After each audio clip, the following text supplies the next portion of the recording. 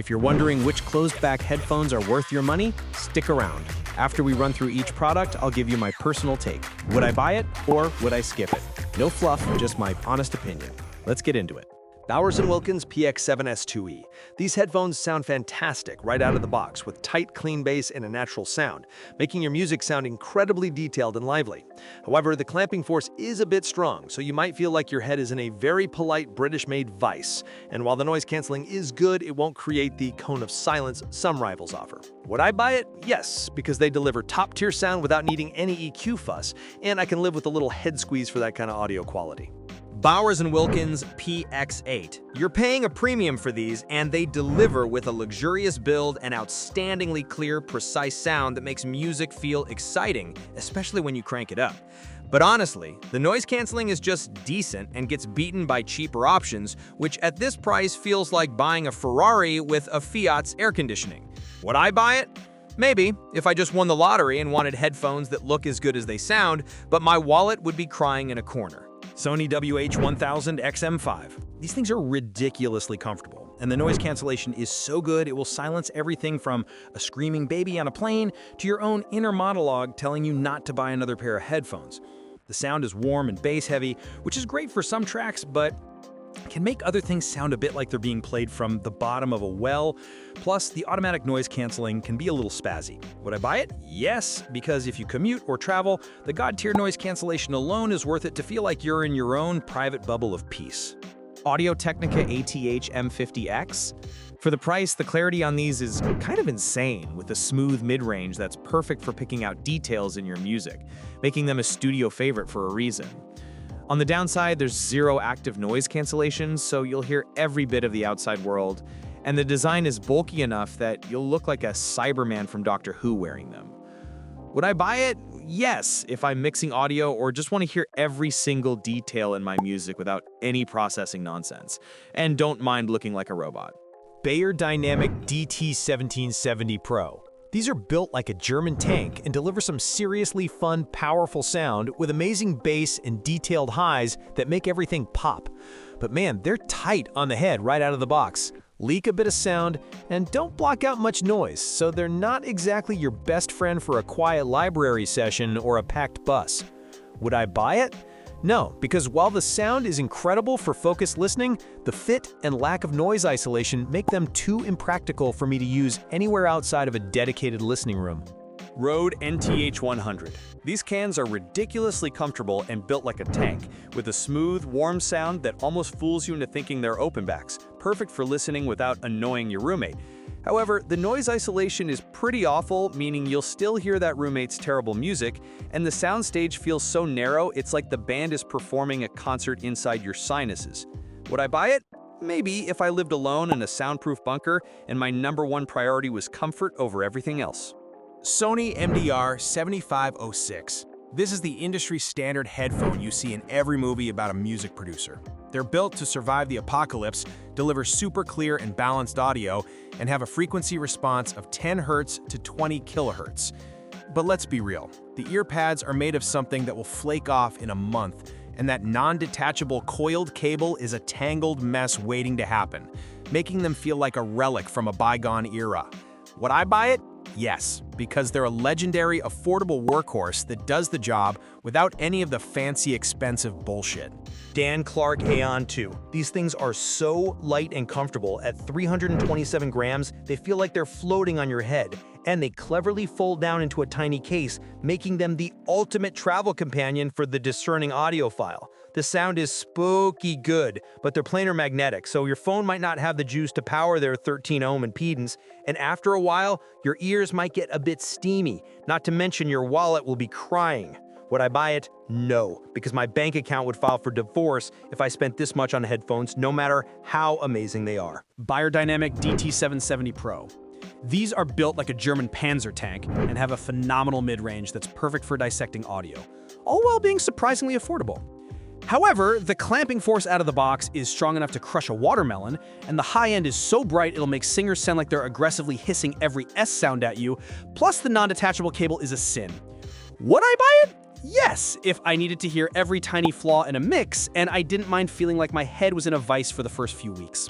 Audio-Technica ATH-M20x. These are the ramen noodles of studio headphones.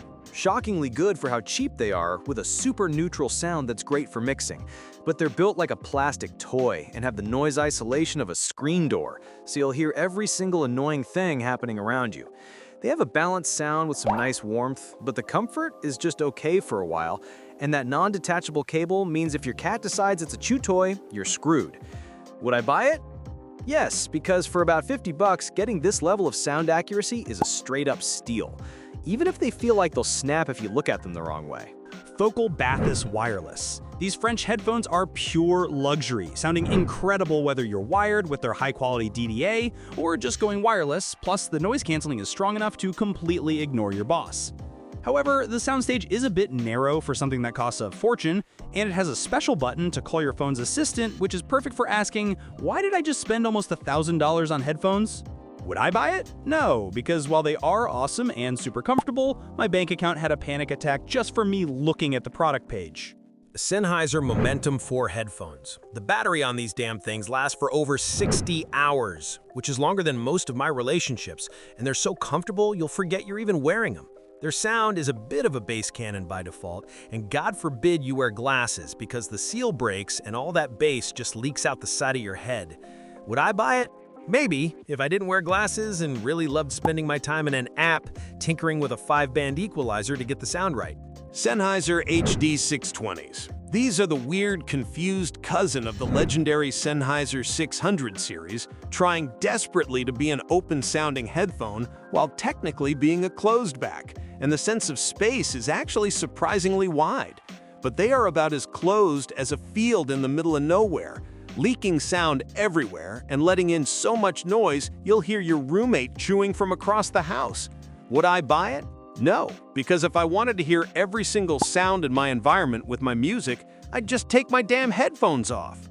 Clark Noir. These planar magnetic headphones are basically black magic, delivering such a clean, neutral, and open sound you'll forget they're even closed-backs with zero of that weird boxy sound. They do have a little extra mid-bass impact, which audio purists might whine about, and they slapped Gorilla Glass on the outside, which just seems like a fancy way to collect more of my greasy fingerprints. Would I buy it? Yes, because they deliver that ridiculously detailed, high-end sound without any of the usual closed-back bullshit, and that's worth every penny. Fiio FT1. The Fiio FT1 is like that one friend who shows up in a fancy suit but only spent 20 bucks. It looks premium with its black walnut finish and feels super comfy for hours, delivering a warm, bass-heavy sound that's easy to love. But all that bass can get a little muddy, and it's not exactly a microscope for your music, missing some of the teeny tiny details you'd get from something pricier. Would I buy it? Yes, because for under $200, it's a fantastic looking and comfortable option for anyone who just wants an enjoyable, bass-forward listen without robbing a bank. Hifiman Sundara. Hifiman's Sundara closed back is the awkward cousin of the open back legend, giving you that planar magnetic speed and a lively forward mid-range that makes vocals really pop, especially male ones. However, that forwardness can sound a bit honky and closed in. The treble is about as sparkly as a wet rock, and the huge soundstage Hifiman promised feels more like a nicely decorated closet. Would I buy it? Maybe, if you're a fan of a very mid-forward, intimate sound and don't mind that it's basically the opposite of its famous open-back sibling. Sennheiser HD-820. The Sennheiser HD-820 is the supercar of closed-backs, with absolutely bonkers detail retrieval and a soundstage so wide you'll forget you're wearing headphones, thanks to that famous ring radiator driver living under glass. But for a price that could feed a small village, the sound isolation is a joke. You'll still hear your cat plotting world domination from the other room, which for a closed back is just embarrassing. Would I buy it? No, because unless my wallet suddenly becomes a black hole of infinite cash, I can't justify spending this much on headphones that barely isolate you from the outside world. Meze 99 Classics.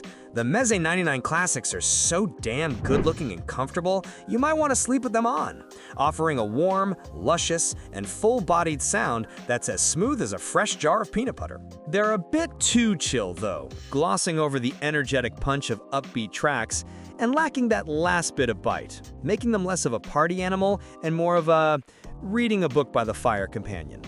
Would I buy it? Yes, because they are pure audio comfort food. that sounds incredibly pleasant and looks like a piece of art, perfect for long, relaxed listening sessions. Apple AirPods Max. Apple's AirPods Max are basically a portable silence machine with some speakers attached. The noise canceling is so good, you'll think the world ended, and they have that premium build quality you expect for the price. But they weigh as much as a small child. The microphone makes you sound like you're broadcasting from a wind tunnel if there's any background noise, and using them with a wire actually disables the mic, which is just why, Apple? Why? Would I buy it? Maybe, if my primary goal in life was to achieve total silence on a plane and I lived exclusively in the Apple ecosystem. But for pure music listening, there are better, lighter options. Thanks for watching. I hope this video helped you pick the closed-back headphones for you. If you have any questions, drop a comment below. Links to all of these products mentioned in this video will be in the description.